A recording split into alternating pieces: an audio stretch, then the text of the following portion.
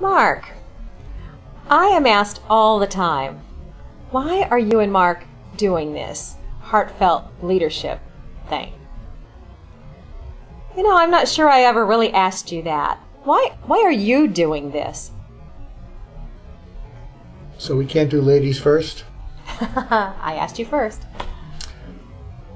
I'm doing it because I have to do it. I don't have a choice. Because about a year ago, I kind of hit a wall where people's greed, people's selfishness kind of got to me. I don't have the best emotional boundaries, so I can't not care about the people I interact with. It's just who I am, for better or for worse. And caring about people who were selfish and greedy, didn't care about anything or anyone other than themselves, it just got to me. It really got to me, and so I said, no more. And at that point I said, no more knuckleheads in your life, no more new knuckleheads. Try to get rid of the ones who were grandfathered in. And what I realized was there was a calling waiting for me. And it's been waiting for 40 years. And the calling was about finding people that dare to care, even when the world tells them they're foolish, tells them why bother when nobody else cares. And since I realized that, literally, and I'm not sure, I'm a psychiatrist, I'm not sure if I need to be medicated, but I hear a voice every day. I hear a whisper. And the whisper says, when can you start finding some of these people? And every day I hear it more loudly. And I love hearing it, and I love serving it. And so I don't have a choice. And part of it, by the way, is also paying something forward that's long overdue. As you know from my personal story, there was a time when I was in medical school where I hit a wall, and someone reached in, believed in me when I didn't, had confidence in me when I didn't, stood up for me when I couldn't.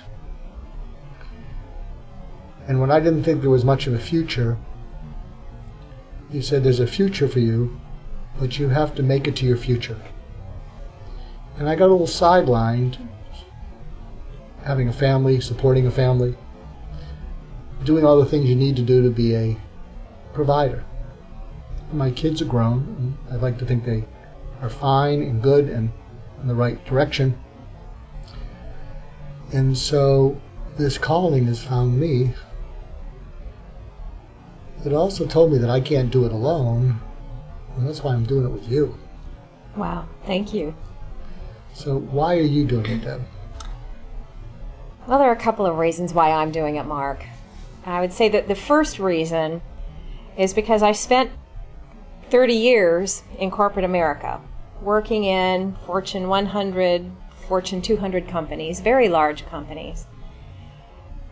And I have to say they were always companies that I was so proud to work for.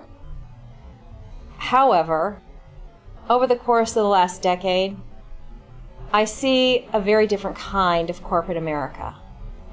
And I see our economy, our nation, our largest companies, who should be the foundation of driving us forward. I see these companies in a bit of a downward death spiral. And I can't stand by and watch that happen. And so, in some respects, I could say this is my way to serve my country. But it's also my way to do what I can to pay forward to a lot of people to help change corporate America, not only to get us out of this downward death spiral and getting us going the other way, but to create an environment that people look forward to going to every day. Wouldn't it be great if we got up every day and couldn't wait to go to work? When I talk to people about their jobs and what do you like best about it, too many times I hear, I like Saturday best, meaning they work Monday through Friday. People are not enjoying going to work. It's something that they put up with in order to get that living you talked about making for their family. We spend far too many hours at work. We need to enjoy working. And so I started Heartfelt Leadership much the same way I started Business World Rising, for the reason that I wanted to change corporate America to make it a place where people thrive. And I personally believe that we don't have to be hard, harsh, and self-centered, because it seems as though every man is in it for themselves, every woman in it for themselves.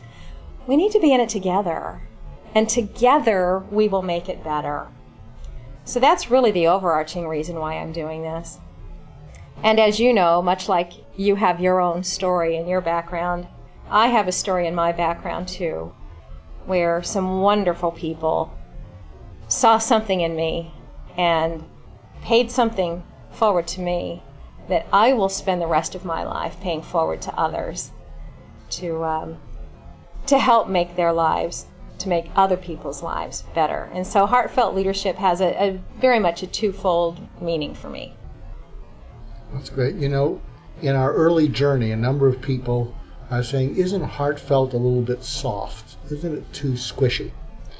And I'm reminded of that because I see that we're seated in front of a bullseye with a dart, which doesn't seem at all heartfelt, except if you consider that the difference between champions and mere winners is that when winners hit a wall, they don't win.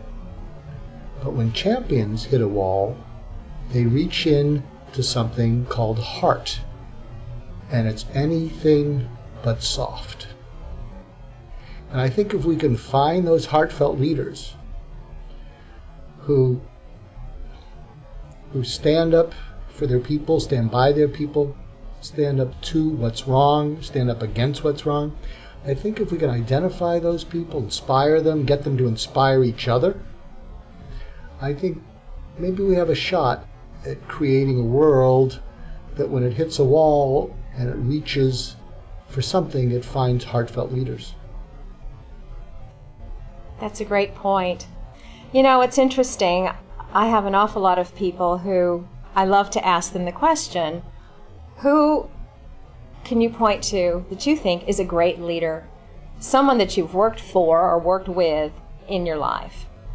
And inevitably, when they start describing that individual, they talk about someone who cared about them.